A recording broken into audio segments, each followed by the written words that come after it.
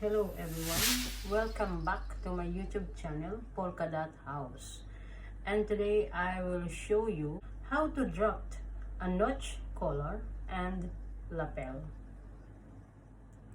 From this draft of bodies, we will trace the front. Right now, 5.5. So this 5.5 is our break point. This break point is where you can put your buttons. After getting that, you need to, from this line, you need to have an extension on the 5/8 inch.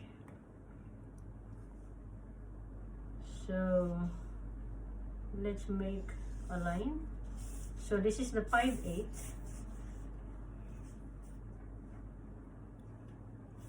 Okay, from there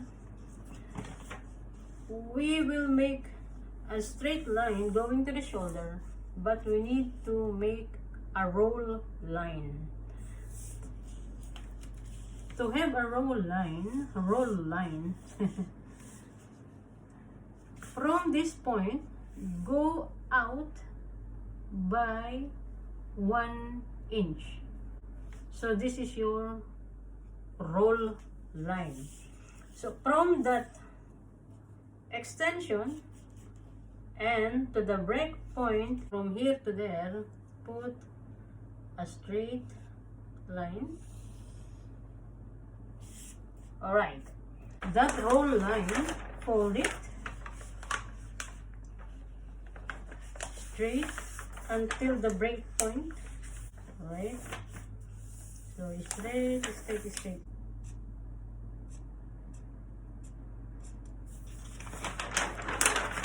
Then, so this is your trace neck. There. From this, we will extend this one going there. Then what we will do, from this break point, like that, line here. Okay, so from that corner, put a notch, 1 1/4, and from here 1 1/4.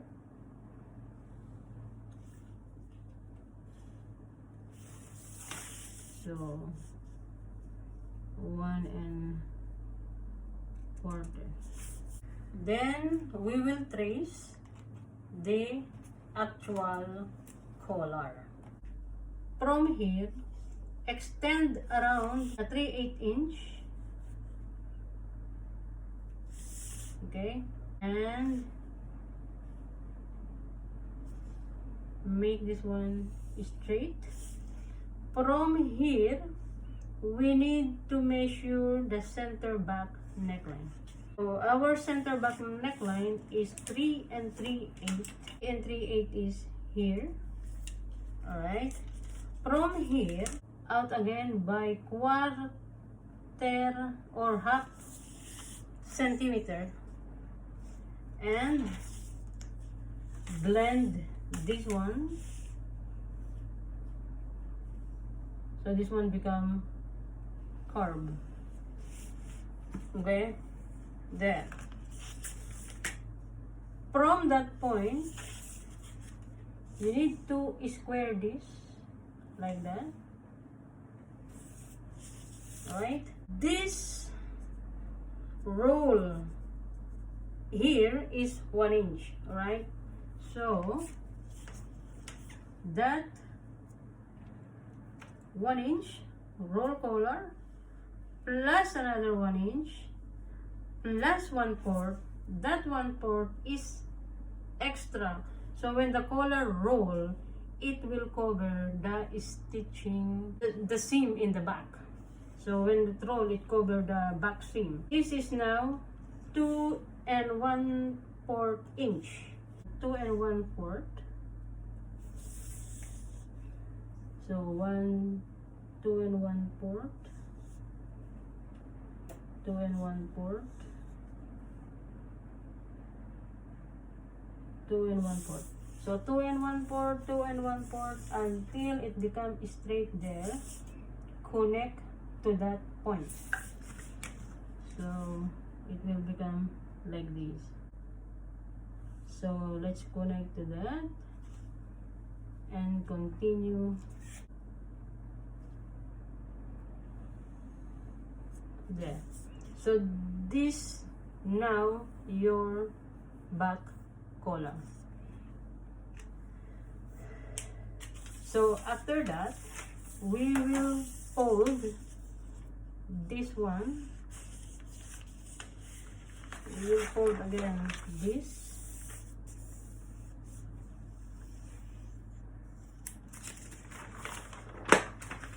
Then we need to get and this one.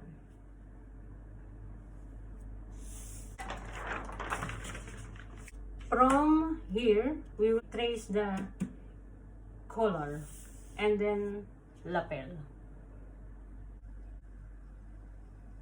Alright, so after tracing the collar, this is now the outer back collar. Unfold, I fold it, no? Then I will trace the pacing or the under collar. You will just do like this.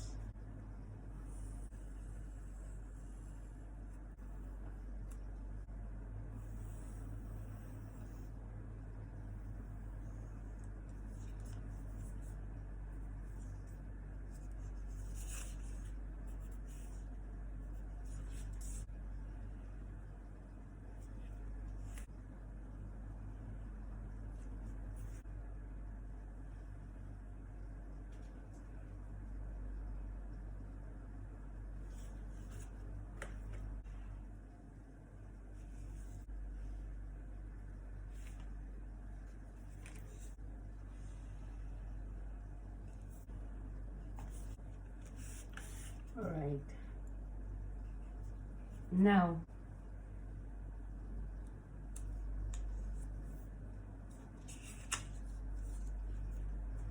after tracing the inner collar, we need to give an extra 1/8 here, 1/8 there to nothing. Here from the back down 1/8 to nothing. 1/8 and 1/8 from here to nothing. Here is also 1/8.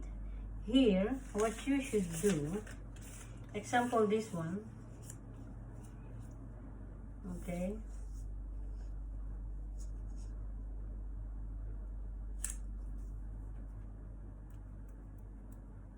let's make a point, a notches here.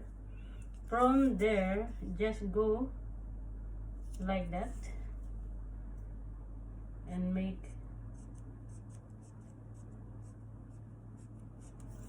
so that is your extra 1/8 here to nothing, and then 1/8 here to nothing. Same thing, you can use this. Alright, from that notch go out by 1/8.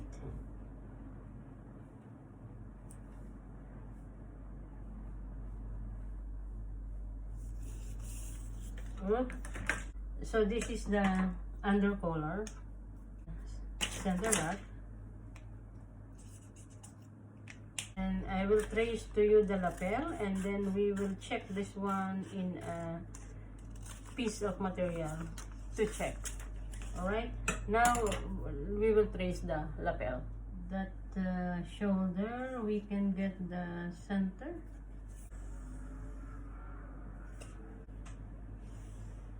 There. Then we trace this part. This is the lapel. Point.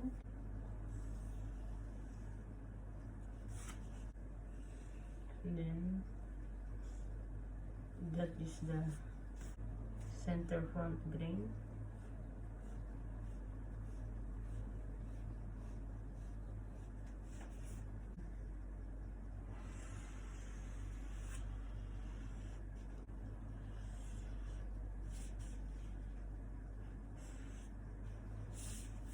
So this is now the lapel.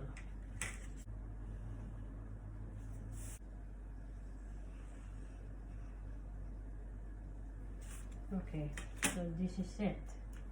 Now, the lapel, same like the under collar, we need to give an, this is now our lapel.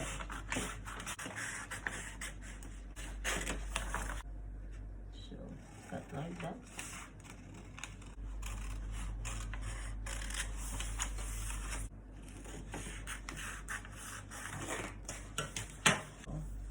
This one, it will go like that. So our facing, the same thing from our collar, we will extend this one by 1/8. So this is now our facing.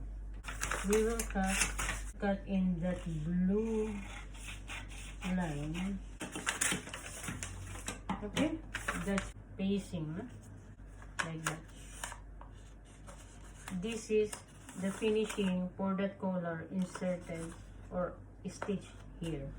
Stay tuned for our second part. Thank you very much, and I do hope you learned something today.